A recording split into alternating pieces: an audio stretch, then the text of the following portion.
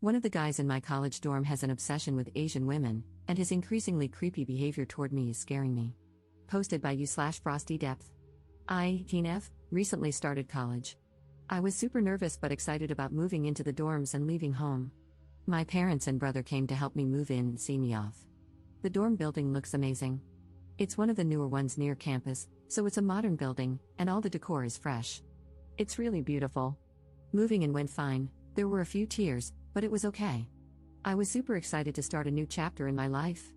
The rooms are single rooms, each with an ensuite shower and toilet, so there's no need to share facilities.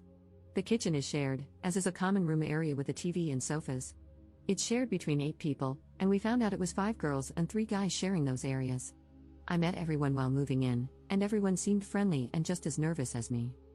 There was one guy, 18M though, who was very interested in me and another girl, both Asian, and tried to impress us with the 5 words of Japanese he knows, and all his anime/video game knowledge. I'm from the Bay Area, and I'm not really all that knowledgeable about my heritage or what's going on in Japan. Even within my family in Japan, we don't really have any geeks for me to learn this stuff from.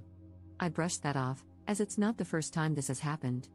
My family moved when I was in high school to an area without many Asian students, so some guys were interested in me based purely on my looks. The other girl, I'll call her Trish for this, and the guy, who I'll call Chris, or the creep, but just Chris for short, both stood out. I found out Trish has a boyfriend from high school who comes to visit her and hang out since he goes to a school not very far away.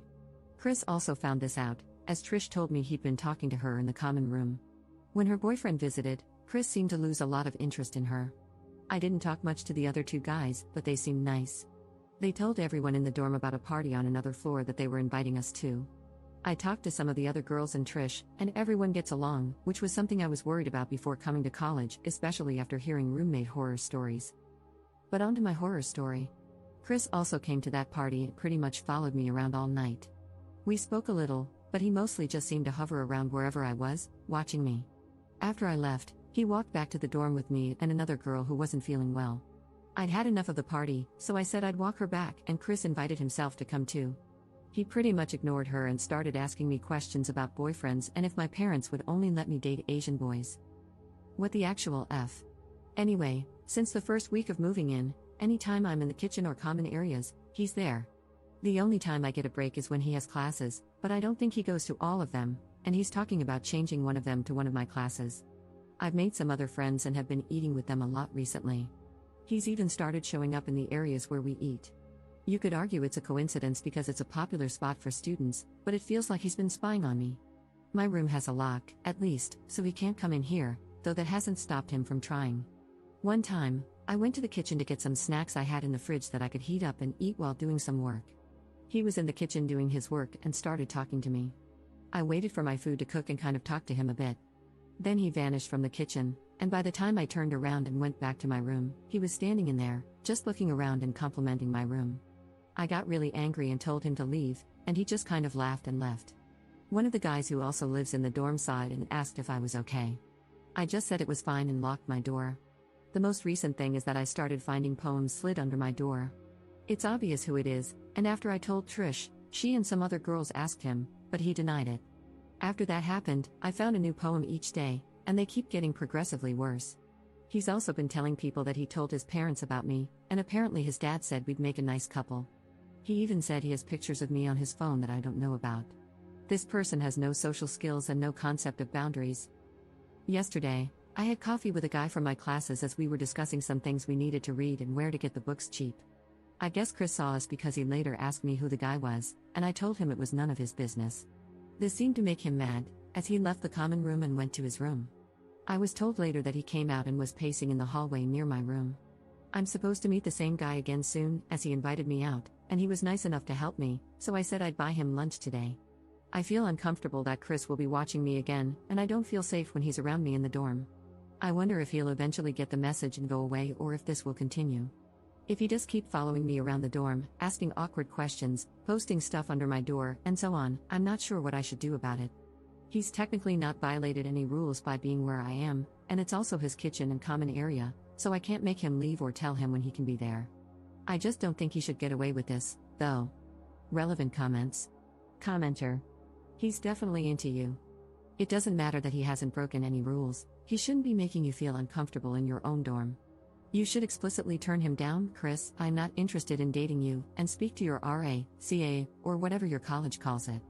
Part of their job is to manage relationships between students. A record of his behavior and of you reporting it will be useful if it continues or escalates. Ops response. I think there are definitely some things I'll need to do. I've been talking to some friends for support, and I'm planning to reach out to the RA about the situation. I don't like the idea of him forcing me to move, but I might request a dorm change if it comes to that. I'll also ask them if they can give me some advice on approaching him and making it clear that I'm not interested. It's been hard to get that message across because he hasn't tried asking me out, he just follows me around and posts stuff under my door. Maybe it's a problem they've dealt with before, so they'll understand. I've also decided to start writing down when things happen so I can inform the RA of times and dates. I should make a proper statement to him that nothing will happen between us and that I'm not comfortable with what he's doing. He might just say I'm accusing him of things he's not doing, though, like with the poems. I really don't understand the guy. This isn't a way to get someone to like you, it's done the opposite and made me dislike him a lot for being creepy and racist. Update 4 days later. There were a lot of people who offered me advice and encouragement to deal with my problem, and I want to thank those people first. Since there was interest, I thought I'd provide an update on the situation now that a few things have happened. As I mentioned in the comments on my last post, I had sent an email to the RA in my dorm explaining the issue and asking to speak with her. She got back to me quite quickly and asked if I could come see her. She also wanted to speak to Trish, the other Asian girl he had made comments to and hassled, along with a couple of witnesses, the guy who heard me yell at Chris when he entered my room without permission and one of the people who saw photos of me on his phone. She took some of their statements and spoke with all of us, then talked to me alone for a bit. I discussed things he's done, like following me and asking questions about who I'm talking to, and I brought some poems he had slid under my door as evidence. We talked about what's been happening, how I'm feeling, and about boys in college in general. She shared some of her own bad experiences with persistent guys and showed concern over what had happened between me and Chris, feeling that it needed to be stopped before things could possibly escalate further. She was especially concerned about some quite racist things he had said and the fact that he had pictures of me taken without permission. She said that this should never be tolerated on campus and that she would speak to her superior about our issues. I also mentioned that I wanted to tell him directly that I don't want his attention and that he makes me uncomfortable, and I asked for mediation. She agreed to arrange it. She's a nice person to talk to. I hadn't spoken with this RA much before, but I had seen her around. The RD spoke with her, and he decided he would bring both of us into his office to try and resolve some issues. I was nervous, but the RA I had spoken to before would also be there, and I felt reassured knowing she was on my side. They asked me to speak first, so I told him that I'm not interested in his advances and that his actions have made me feel intimidated and uncomfortable in my own home and around campus. He seemed a bit naive and immature about the situation and acted like he couldn't understand what he was doing wrong, but he did acknowledge that entering other people's private rooms without permission was wrong and apologized. When the subject of racism came up, he said he didn't think what he said was racist. The RD explained that he couldn't say things like that and that it's against school policy to discriminate against other races or make them uncomfortable with those kinds of comments. Chris finally apologized for those comments as well. When he spoke, he agreed to stop pursuing me and to stop posting notes. He was asked to remove photos from his phone, which he did there in the room. He had taken several photos of me around the dorm and was warned about respecting privacy and student safety. He again seemed to miss the point and didn't really understand what he did wrong. Chris mostly just kept asking if his parents would be informed of any of this if he agreed to leave me alone. He seemed kind of angry, but he couldn't really do anything with the RD in the room watching, so all he could do was constantly ask that. Anyway, we concluded that he accepts I'm not interested in a relationship with him. He asked about being friends, and I said I'd prefer we avoid each other as much as possible. He eventually agreed to that too. He again apologized for making me uncomfortable, for the inappropriate remarks he made, and for other things he did, like taking pictures and being nosy. We pretty much agreed to stay away from each other, and the meeting ended. I didn't feel great, but at least I said what I wanted to say. They also addressed what I told them about him wanting to join a class I'm in.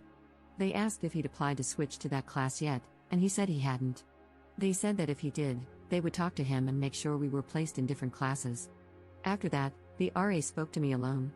She gave me some leaflets and told me about a course on campus designed to help girls with self-confidence and handling difficult situations at parties and similar events, as well as how to look after myself. She said if I was worried about anything, I could call her, and we could talk. I felt a little better after that, but I was still nervous about dealing with Chris, who now probably felt wronged and like I had told on him. It turned out that after speaking with the RD alone, He requested to move dorms. I was thinking of putting in a request, but I was told he had already done so. I wasn't told the reasons he gave, but I assume he didn't want to risk getting into more trouble. I was informed that the RD and he made some agreements, and it's on record that he was warned about his behavior. He agreed to various measures to improve, including regular counseling. He has also agreed not to approach me or do anything that could be seen as harassment or intimidation, such as watching me, spreading rumors, or trying to contact me directly or through others. He can't enter our floor of the dorm building after moving unless he's accompanied by an RA or campus security. The latter is just in case he leaves and claims some of his belongings are still in the dorm. He can come in with an RA to collect them and will have to leave right after.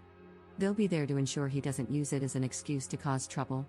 He's not banned from the dorm building itself or from visiting other people, but if he's seen loitering outside without any reason to be there, they might consider it harassment or intimidation.